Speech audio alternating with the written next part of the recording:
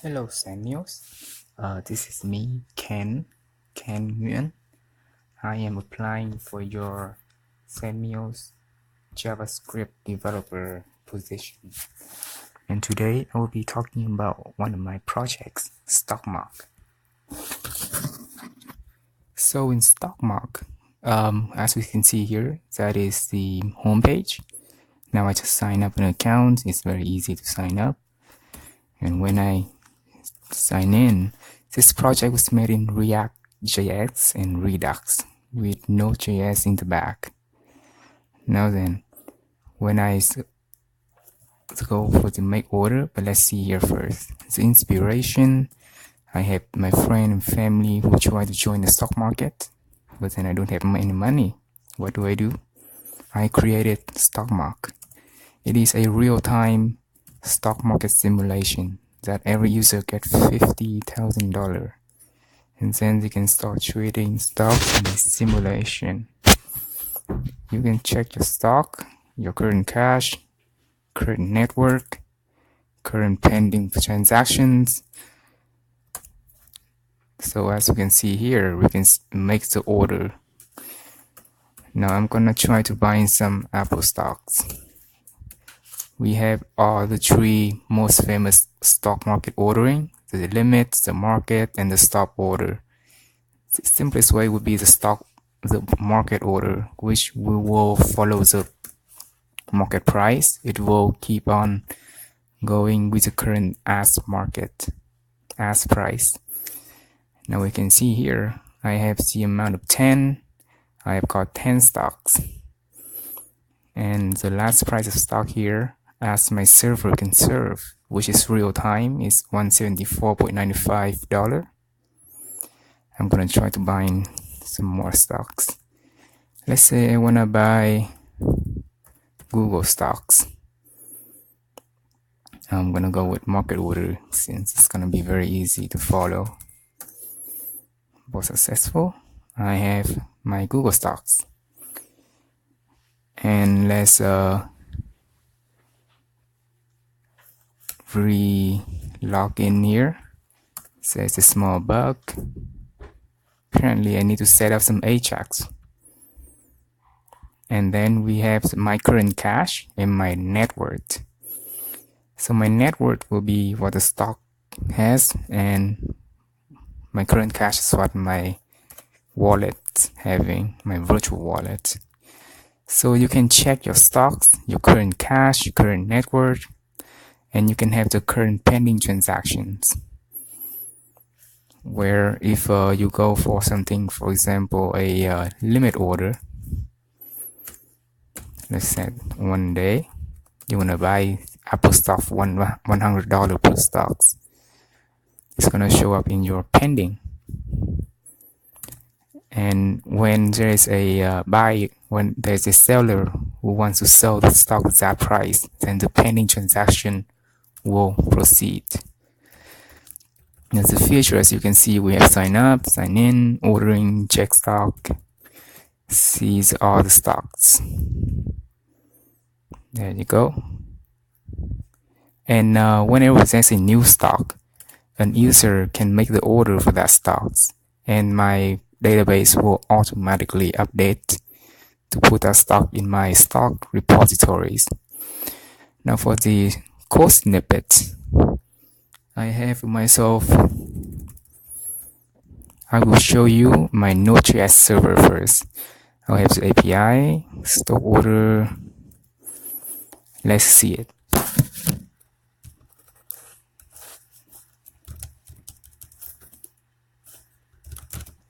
So we'll first see the way how I set up my API.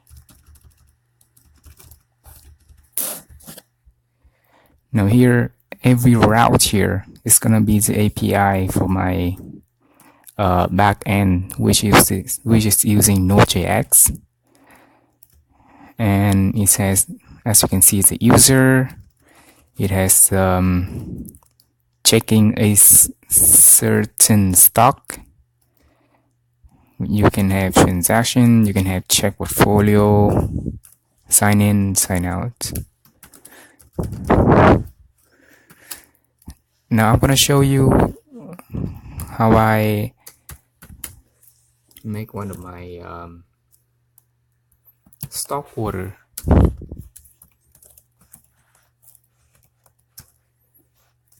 So here, this is the file that I have for my stock order. So as you can see here, we can pass in the user ID, and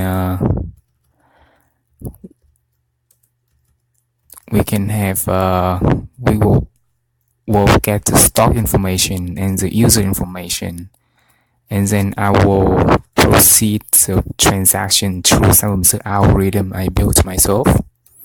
It has two main types of order, so I built two different algorithms for it. We have the market order, which will proceed in the market, and we have stop limit order, which will proceed with the limit or stop transaction type. I use promise so that whenever anything will happens, success or failure, we will manage it easier. As you can see here, if a sell order succeed, then we can use resolve, and whenever it says a error, we can catch it with a fail, and we will return a status of 401 or 404, which is a sell order error or buy order error.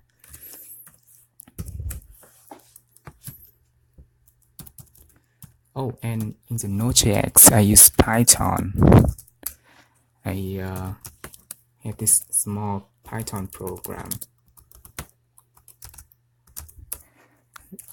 that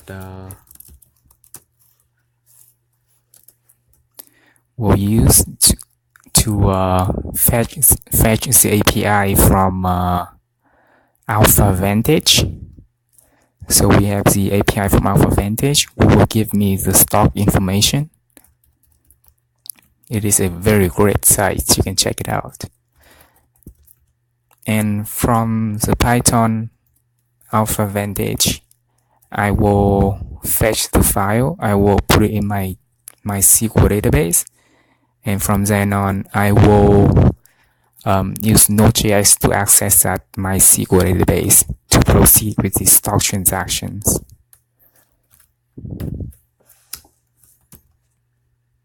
Now let's see the reactJS, which I also use Redux. So for the reactJS, you can see here in my introduction is that I split the components into modular different parts, header, user nav, and then I have the app intro. Same thing here when I use the order. I will have different forms to do the order, and then I will parse the form, and I will call an API of my backend server. Notice here that I am using localhost, which will only work in my local machine, and whenever I push it on my production server, I have a shell script that changes localhost into my main domain name, which is StockMock.cf.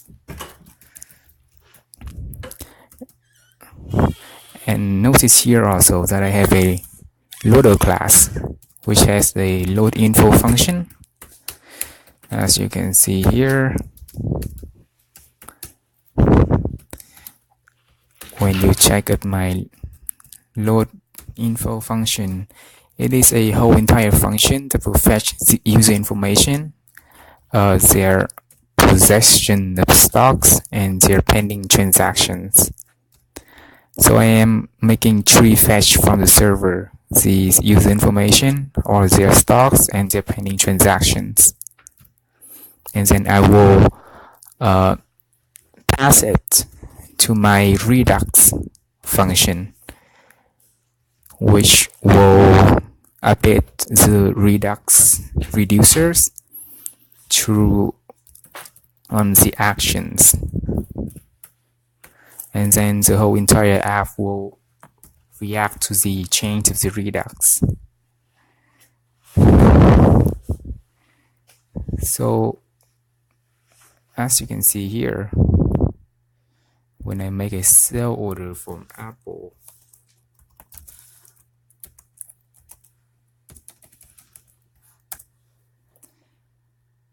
I have reloaded my user information. I reloaded the stocks I have, the amount of money I have. I have lost money, and I have now 5. Notice that in the beginning I had 10.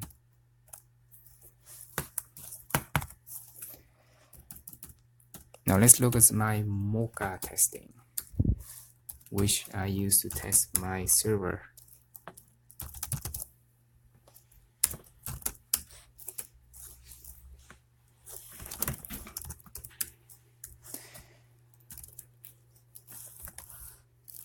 So I'm using mocha to test the API server I have for stocks or user information. Now I have the mocha to test certain stocks. I can check if it returns an error. This one should return an error because there's a underline at the end. So I expect it to have an error and not redirect.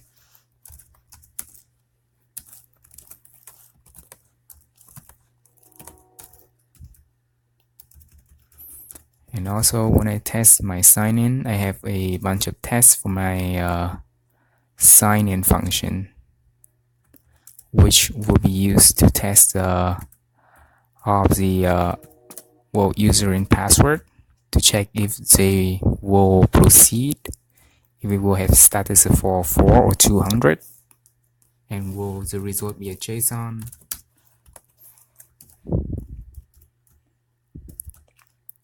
Now some of the decision I made is that I use Python to store JSON in files so that we don't have to call the API alphavantage every minute.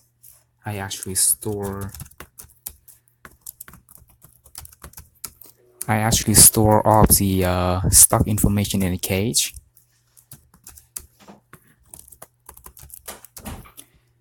And the server is actually 11 minutes delayed, so that I only call the API from alphavantage every 11 minutes so that I don't put too much workload on the server.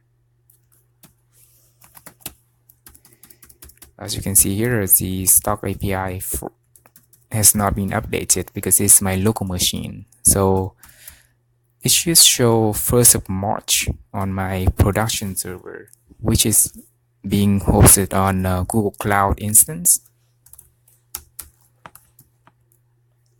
which is this site you're seeing.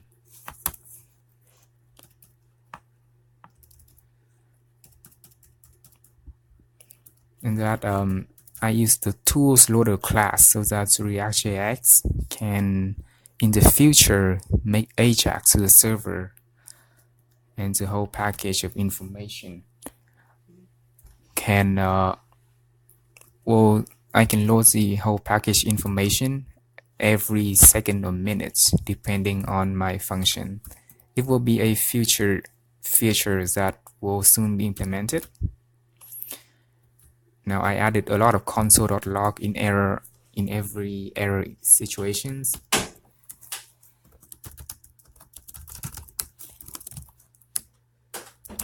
Let's check one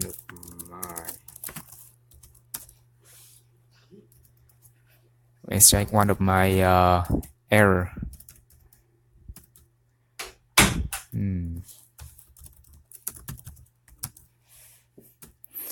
I'm having the console log to know what I'm doing on the server, and I am seeing what the error is.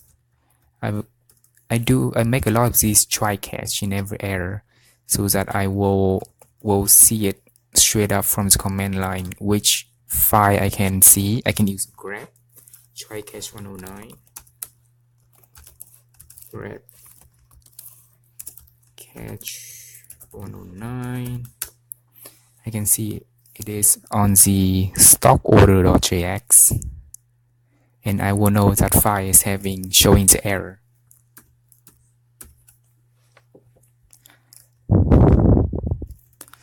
Now for the research possible solutions, first is that I did when I was doing StockMock, I wanted to transfer different states, user information, stock quotes, all between the different React components. And that's how I found out about Redux, which I watched some YouTube tutorial about it on the New Boston channel, which was very good. Then I had to save stock data from the API, change that,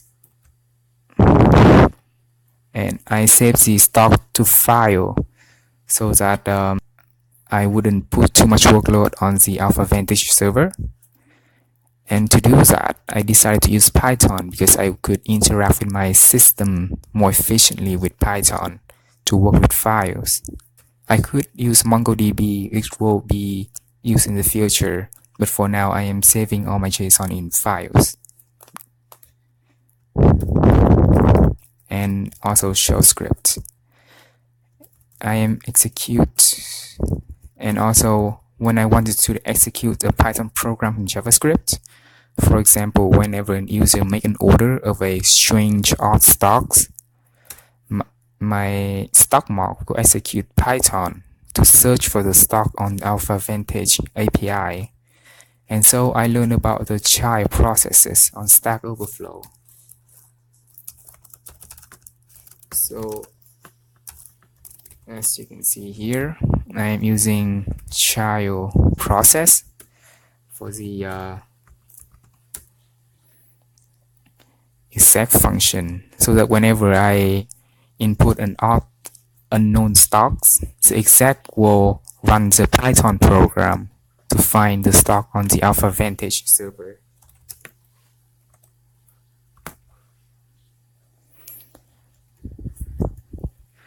Now, how did I know about all of these types of trading? Limit order, market order, or stop order? Well, I had to research a lot on Investopedia and to develop my proper algorithms for each order types. Now for the debug, in reactJS, whenever I will make API calls and I have troubles, I can check my console log. So I can see the file name and line, I can trace a code snippet, I can run mocha testing on the API, and then, for example, whenever I go for order, you can see here that I have a error 17, so that I could know, also like in the server previously, we could know what error was the program is throwing out, so we can trace it a lot easier and run mocha testing on the API. For example, when I was using cross-origin, when I first tried to make this project, I had a problem with the cross-origin resource sharing, and so I had to use this for the localhost development. Then I did some more digging around Stack Overflow, and I actually found the course which actually help out with the cross-origin resource sharing. It solves the error, stops the problem with cross-origin problem. Now for the NodeJS, I did a lot of console log. Whenever I have an algorithm problem, I do console log. I do a lot of trace bug, run the mocha child testing, reactJS to make sure the problem is fixed.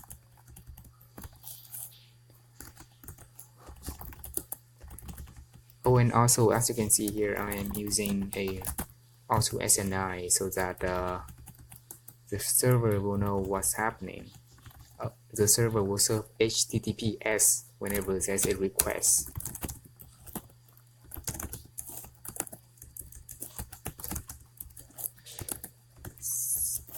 So let's check my index.js where I have the browser routes, and as you can see here, I am using a provider so that I could wrap all the Redux in the same browser route. And we have all the pages. This way, all the components can share the same Redux and share the same reducers for the data source. So yeah, I believe that's it. Thank you.